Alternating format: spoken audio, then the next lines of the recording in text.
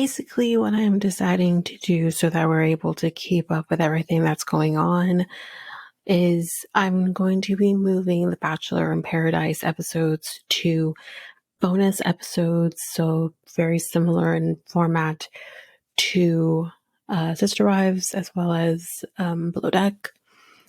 It's just a lot easier for me to go through. I don't know how long we're going to be having Golden Bachelor. I imagine we're going to have it for less time than Bachelor in Paradise. So basically what will happen once the Golden Bachelor is done, I will move Bachelor in Paradise to its slot and do full episodes. So that's what I'll be doing from now on. So this bonus episode is going to be covering both episode 2 and episode 3. And then we will go to normal with the upcoming episodes. As well, while we're on the topic of this, I might also be doing very similarly with FY Island. You'll know with the Love is Blind episode for the reunion that we may or may not have Sharon with us for that. We're trying to work at the kinks to see if she's able to get the episodes in the first place. Not sure if she'll be able to, because we don't have a lot of options for watching F-Boy Island here in Canada as easily as we did before when they were with HBO. So I'm able to get them easily enough because they are airing on cable television, which they never did before. But Sharon doesn't seem to have cable. I think most people don't have cable. So we're trying to figure out the kinks of how we can make that work. So we'll see how that goes, if we're able to get her involved in this or not. But we will see how that is worked out. So, but for the most part, F-Boy Island will be very similar in formatting to the other episodes, a lot shorter, more just kind of shooting the shit, which is basically what happens. So there's that. And then also with Married at First Sight, because we have that coming back tonight, actually, as I'm recording this. I'm not sure how I'm going to be doing this. Because again, with Married at First Sight, it's very similar in ways to Love is Blind. But because we have so much going on and upcoming, I don't know how I'm going to be doing Married at First Sight. I might do it as a full episode, or I might do them as bonus episodes until we have maybe freed up a slot.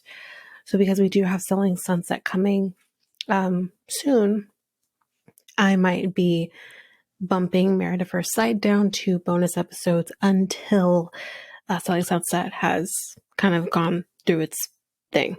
So usually all episodes are released, but it's just my pace and how I can get through them. Especially in the beginning stages of Married at First Sight, I think it's probably a little more fitting, but we'll see how that goes. And I'll keep you up to date with what changes are going to be made with the episode coverages, and everything like that. So, yeah. So that's basically it, I think, at this point with the upcoming episodes that we have coming up. There's also another little note. If you have not yet started listening to my other podcast with my friend Mikkel, called Next Take Podcast, I'm going to be shooting this out here to the ether. And I'll be doing this on the other episodes that I have as well. I'll mention that on top of the episodes. We have a special episode coming up this week, or not this week, sorry, next week, for Halloween. We have a fun Halloween episode coming your way. And I'm very excited for this episode because I'm a spooky person. And if you are a Halloween fan, if you're even a horror movie fan, whatever it is, jump over to the Next Day podcast. We'll be having that up by, I believe, October 26th, so that's next week.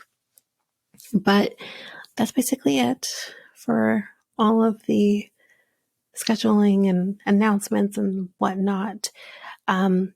memes for 90 Day OG, Toe, and Last Resort will be up as well, probably prior to you listening to this. So that'll be up. And that's it. So let's jump into the reason that we're talking, which is Bachelor in Paradise, episodes 1 and 2 and 3.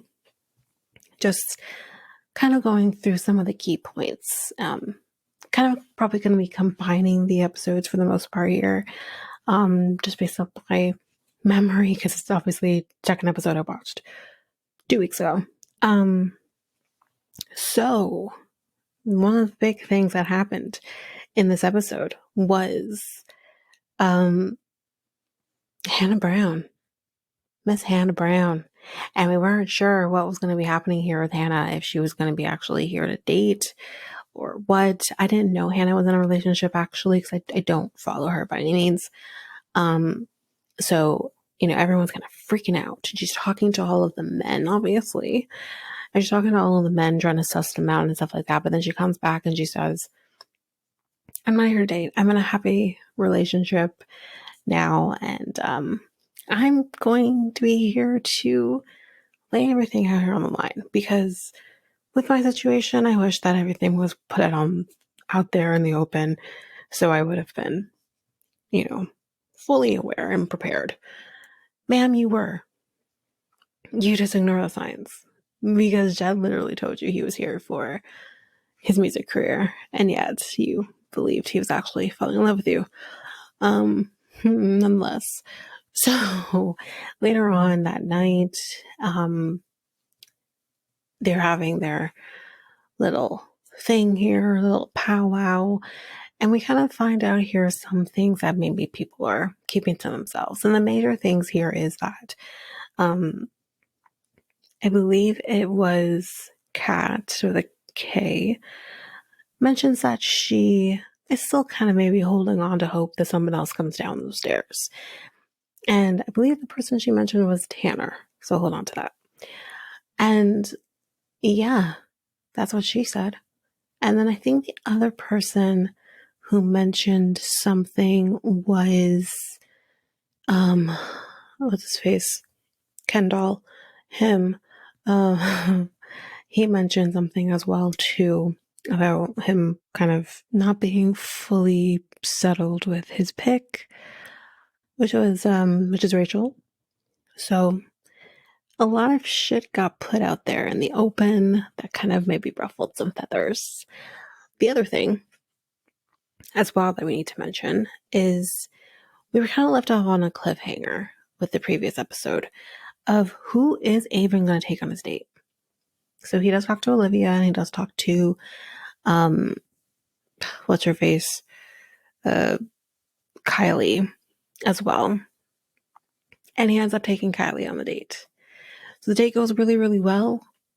And then Kylie comes back, and she ends up telling Jacket Guy, can't remember his name right now either, that she doesn't want to continue on with him, that she wants to solely focus on Aven. So that's what happens. So then the biggest thing that happened that night, I believe that's when the actual rose ceremony happened, was on episode 2, is kind of everyone you can see is going to be taking the rose that they're going to be taking. And then we get to Peter. I believe it was Peter.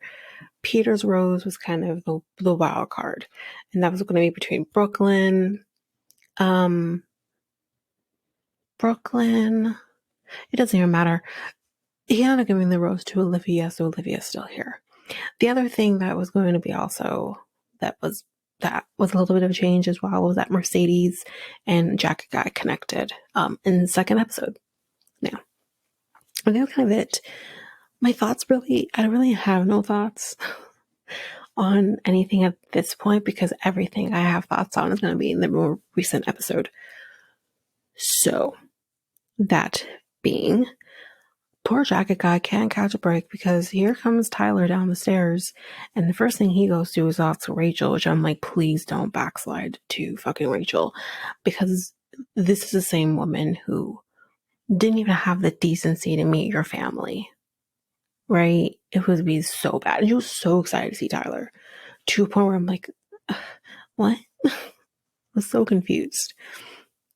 But Tyler ends up taking Mercedes, and she's all about it. But the date seems to be going really, really well. And Jacket Guy is losing his ever-loving shit. And I'm like, this poor guy can't catch a break. But like my mom said, it's unfortunate that I think when we see men have emotion, it turns us off. And I'm like, but you want to see a man be vulnerable. And she's like, yeah, but not on the first like day, which is fair. And I think the same goes the other way around, that maybe men really don't want to see women crying on the first day either. So I get it. So then the other thing that I want to talk about is Tanner. Tanner comes on the beach and he ends up ends up going on a date with Cat with K, because Cat with a C's no longer there anymore anyway, so we can just call her Cat. Well, still call her Cat with a K, but anyway, Cat with a K is the one that goes on the date, and it seems to have gone also very well. And as we already know, Cat is building a connection with Brayden. So Cat comes back and she says to Brayden, you know, I really well with Tanner. I was kind of like waiting for him, and now he's here, and you know, I think I'm going to focus on my connection with him. And Brayden's like, he's upset, you know, rightfully so, because he says, you took my rose yesterday. Like, not even 24 hours ago. You took my rose. And you went as far as to tell me that you don't want to connect with anybody else. You're done. It's good. It's Brayden. And you also hugged him after he said you didn't have to hug him. When this man back is just full of sweat during the rose ceremony. So he's talking about all of this, and he's just like losing his mind. But the thing that's I think makes Kat look so much worse is she's literally invalidating everything that Brayden is saying. She's a fucking narcissist, let's be real. I didn't think she was, but she showed her fucking ass in that episode. And she was like, you know, it's hard for me too. How's it hard for you? You're good. You're the one with the power this week. Brayden doesn't. How are you the one that's feeling this more than he is? Give me a fucking break. So there's that going on. And again, with this, I feel like I said, Kat's in the wrong. I think I'm not saying that she shouldn't explore her connection with Tanner, 100%. All bets are off. But I think there's a way to handle yourself, and this wasn't it. That's where I'm getting at. And as I said, both me and Ava said during the Men Tell All during charity season, did we or did we not say, usually what happens is that the villain of the season gets a good fucking edit, and you're gonna love him at the end of it, and that he's gonna become friends with the people that he had issues with during the season. And lo and behold, I feel sorry for Brayden. I want him to be happy. I want him to be happy, guys. What is happening? And I feel for him in this moment. And not only that, but he's friends with Aaron B. and Sean, Ken Barbie. And I'm like, what is happening? I'm shooketh by the fact that these two men are literally there saying, it's okay, Brayden's going to be fine. It's going to be, she don't deserve you anyways. They're literally consoling him in this moment. And I'm like, why do I feel bad for Brayden? I'm not supposed to feel bad for Brayden, but yet here I am feeling bad for Brayden. So I said it. As we already know, we've seen this many times before. Just like with What's Her Face on Clayton season, who was the villain of that season, I actually liked her at the end of last season. I actually liked her. God. Anyway, So there's that. There's really not much else to talk about in terms of the drama with the relationships, but Sam, Sam, she is having an issue with movement, and she hasn't pooped in 9 days. And if she doesn't poop by the sunrise of the 10th day, she's going to have to go through surgery where they will have to deliver practically a poop baby. And she says that she wouldn't want to do that in Mexico, understandable. So she'll have to go back to the States, which means that she will be off the island. Yeah. Out of paradise. So you kind of see a firefighter doing his due diligence here and just fulfilling his firefighter responsibilities and helping her have some movement. And giving her things like foods that will help with the movement. And yeah. So I hope she's able to get some movement before the sunrise of the 10th day. Otherwise, I wish her and her poop baby all the best. And I don't think her connection with Aaron, his name's not Aaron on this episode, on this show. I think her connection with Firefighter isn't going to be strong enough for him to leave with her. That's what I suspect. I think he's going to maybe someone expect him to, but I don't think it's going to be strong enough for him to. But then again, if he doesn't have any other connections, he's going home anyways. And so, and the other thing, right, I almost forgot. The drama between him and I think it's Peter. Because, again, he didn't really have a connection, and he gave his rose to Olivia, who he didn't really have a connection with.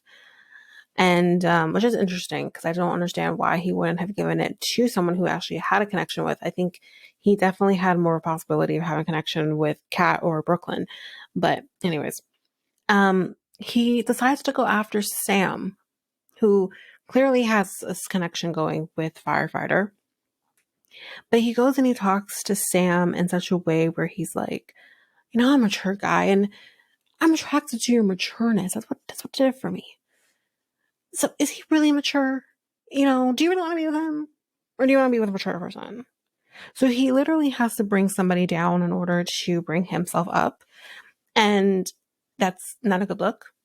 And it was in this moment that I said, now I get why Firefighter hated your fucking guts during the tell-all. Because he really went in on Peter during the tell-all. And we're all confused, like, what's going on? Like, why is there such an issue here with you guys? Like, Peter didn't make it past the first night. So, actually, no, that was a different guy. That just came to me. But still, like, I didn't see such, like, a huge issue with them before, but now there's a fucking issue. And he's like, what the fuck? So he goes and he talks to him and he's like, did you tell her I'm not mature? Which, by the way, Firefighter is probably one of the more mature men here anyways, because he not only is 35 years old and had a job, he has a child. So I think he's probably one of the more, which doesn't mean shit, but you can tell he's probably one of the mature men there in comparison to the others. And I'm like, are you kidding me? He's probably more mature than you, sir. But he goes to him and he's like, what the fuck, dude? Like, what are you doing? You want to talk to Sam, but don't bring me down while you're doing it. That was his biggest thing. He didn't feel threatened enough to think like anything's going to happen between the two of them. Sam made that very fucking clear in her body language that she wasn't fucking interested. So that's fine. So he's like, you can talk to her. That's fine. Talk to her. But don't drag me into it while you're doing it. So there was an argument there. And with that, I'm like, yeah, I agree. Because I'm like, you don't need to go in on Firefighter in the process. People who do that are those who feel threatened. And I think because he really likes Sam and I think he does anyways, like Sam, and he thinks he has a connection with her, that he thinks the best way for him to do that is to bring Firefighter down. But anyway, that is it for Bachelor in Paradise. So this is what we'll be doing from now on, is just kind of doing little bullet points on the shows and talking about it like this. It's a little easier, helps me get through things because we're just so bombarded.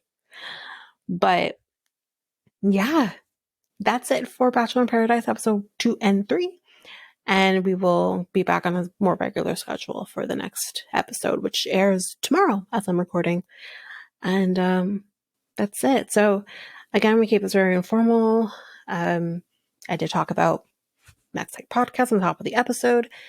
And you can follow us on any of your favorite podcast apps. You can also rate, review on Apple Podcasts and Spotify.